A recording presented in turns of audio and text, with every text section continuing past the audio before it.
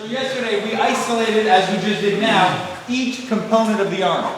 Not because one is better or one is worse, but because each one has an appropriate time and usage. And even if I'm going to use the entire succession of them, if I want to build the weakest link and make everything stronger, I should isolate each part, even the ones that are frustrating, even the ones that are preferred. I go through each part. Now we're going to put those three together in a succession. Kadeshnikov used to refer to this as casting. It's as if I'm casting a rock across a river. Like I'm pulling a knife out of my pocket and then throwing it. A whipping motion, fundamentally, if you make a figure eight with your finger in either direction, you are casting. You are making a successive whip action with the arm. So any motion that you can make on that figure eight throughout any part of that spectrum with any facet of the hand would be a wave style hit.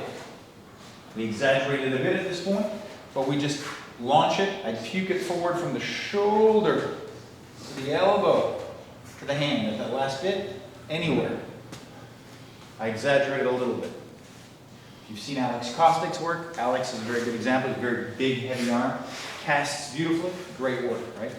We will then compress it into shorter work. Each one has their function, their purpose. Sometimes a nice big waving strike drills a guy at a distance with great power, scares people in the environment, everyone moves back. Other time a covert, tight shot ends the fight and is the best option. It depends.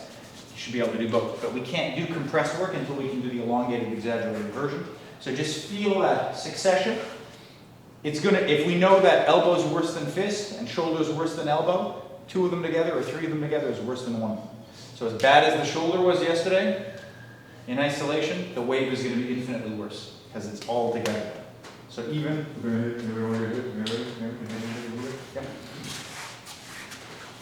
so I'll show you, and you can see no extra torque or whatever. If I work hand, I work elbow, I work just shoulder, right? And then I do wave.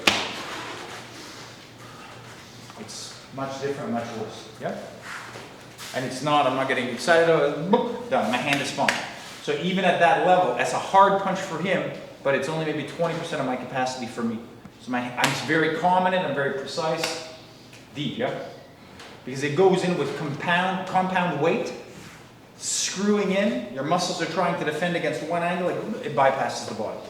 Not with malice, not with aggression. I would not ever hit somebody harder than I train. That's about it. I do that and I just kind of step back and it's enough, right? So most of the time, I'll breathe for a second. When I work, if I'm sparring, I really only do about that kind of impact.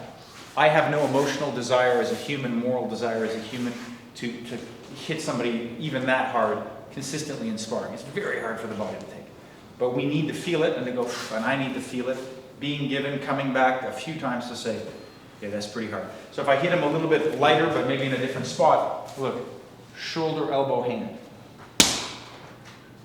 Spanking on the skin, and my shoulder pulled it back after about that depth. Yeah? If I went in just a little bit deeper, now it's going into the ribs, your shoulder cups, the kind of scapula has to move, it gets different. A little bit more precise and less whip on it, and there's points.